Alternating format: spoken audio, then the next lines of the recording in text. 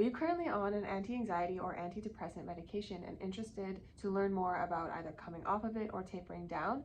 In this video, I'm going to share with you some resources and things to know before you try and do this. If you are new here, my name is Dr. Kayla Clark. I'm a naturopathic doctor and intuitive empath, and I am extremely passionate about helping modern humans bridge the gap between the science and the soul and stepping into their own vital health. So up to 20% of Americans at any given day are on a psychiatric medication, and this video is by no means meant to tell you to come off that medication. It's simply to give you some information and things to take note of if you decide that this is the best course of action for you. So stay tuned and let's go through them. The first and most important thing to do before anything is deciding if you are ready to come off this medication and if it is the right choice for you. So I am not against psychiatric medications or medications in general at all if you feel like that's the right option for you and it helps you exist in your world and it helps you be stable and it helps you be a functioning human being. If that's the case, then I am not at all advising you to go off of them, and I'm not doing that in general. I always encourage you to work with your practitioner and listen to your gut when it comes to medications. And if you feel like it's time for you to either taper down or come off your dose, then again, please work with someone who knows your neurochemistry and that can help guide you through the process. This is a difficult decision. And so when you're making that decision, again, tune in and make sure that you have the tools to deal with whatever is underlying why you went on that medication in the first place. So for example, if you have anxiety and you're on an anxiety medication and you're wanting to come off of that or taper that down, do you have the means to be able to support that anxiety should it come back without the medication? Do you have the tools? Do you have supplements? Do you have support network? Do you have practices? Do you have routine and ritual? Do you have nervous system techniques? Do you know how you react? Do you know your triggers and traumas?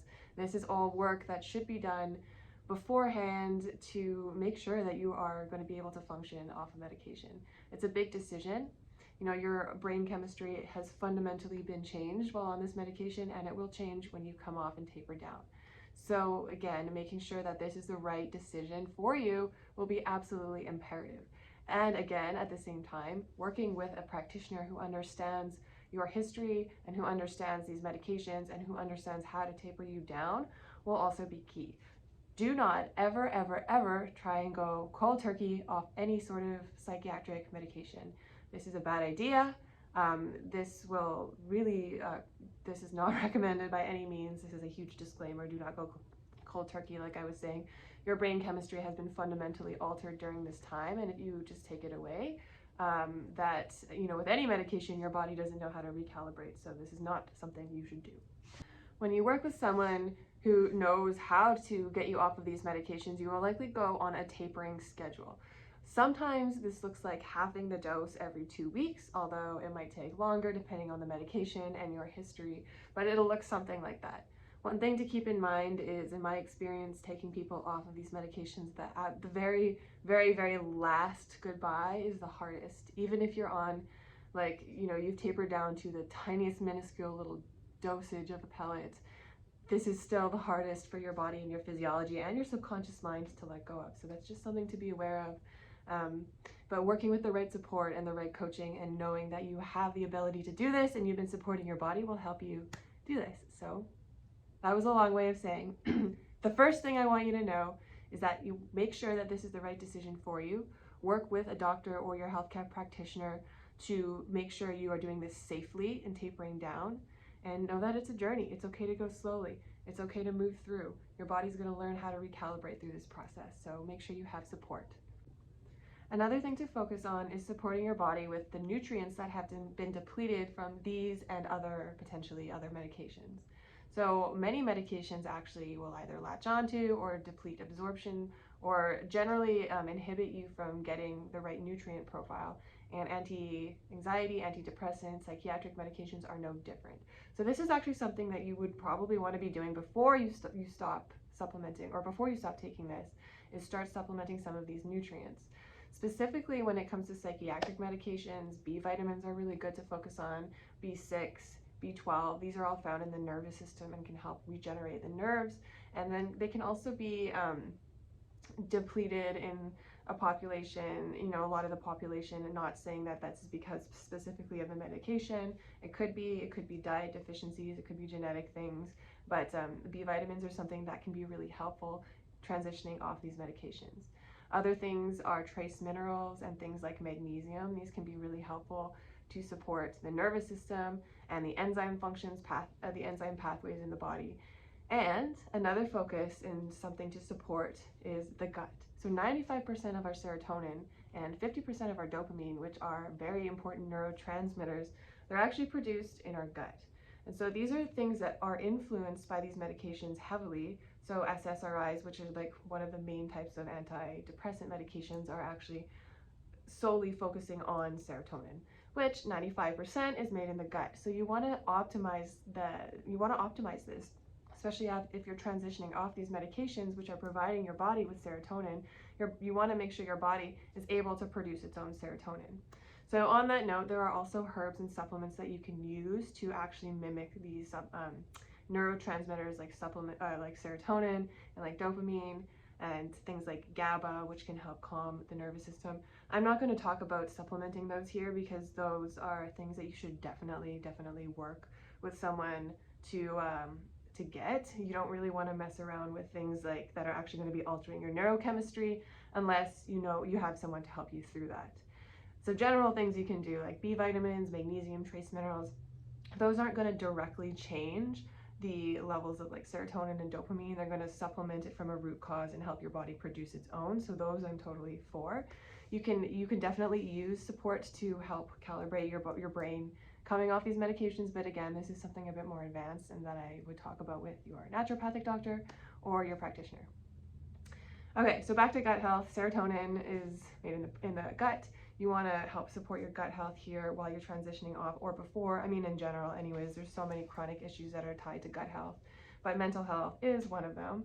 So when you're dealing with gut health, you really want to make sure you're first of all getting rid of or like balancing the microbiome, because these are the microbiome, the gut bacteria, these are really what's running the show when it comes to the connection between your nervous system, your brain, your mental health, your mindset.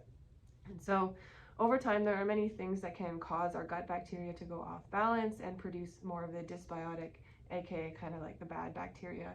So some things are a lot of antibiotic use, either as a kid or like a surgery or a medical issue, something like that.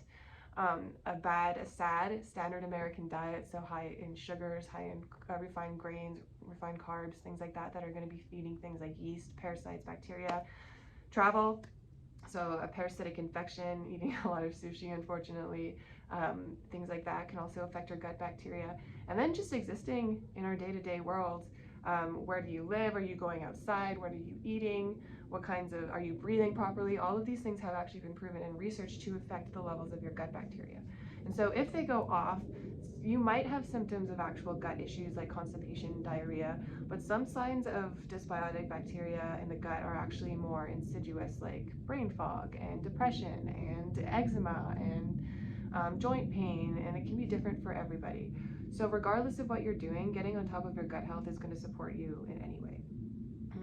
Again, that looks like eating a lot of healthy whole foods, avoiding sugars, potentially doing some sort of cleanse, again, working with someone who can help you do the right version of that for you, whether it's like killing off yeast or if it's just doing more of like a fast.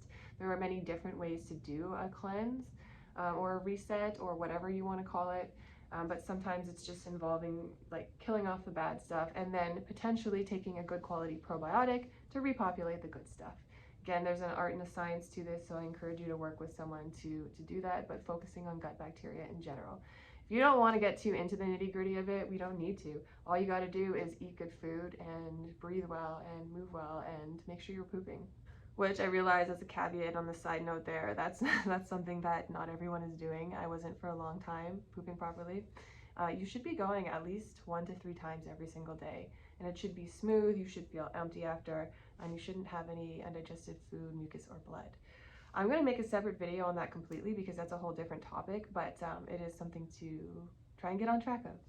Drinking water is the best way to help regulate your bowel system. And the last thing to note is realize that it's going to take time for your body to regulate, recalibrate, and to learn how to feel properly. You've sort of been chemically altering your brain chemistry. Well, not sort of, you have. We have been chemically altering our brain chemistry for this long time that you've been taking this medication. And so, taking it away, we have told people that they're going to feel bad.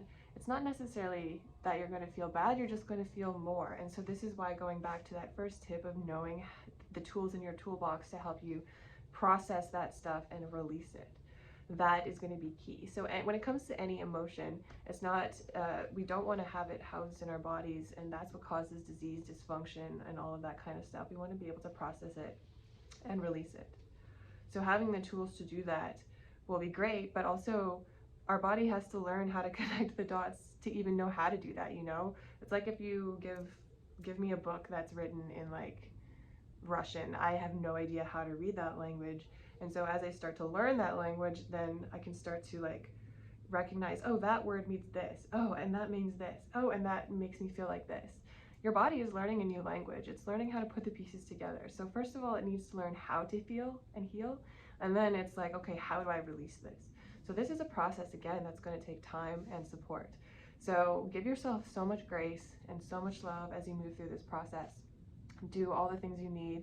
Have a support network, support your physical body, support your soul, support your mind. Do things that help you feel good, and do things that help you expand.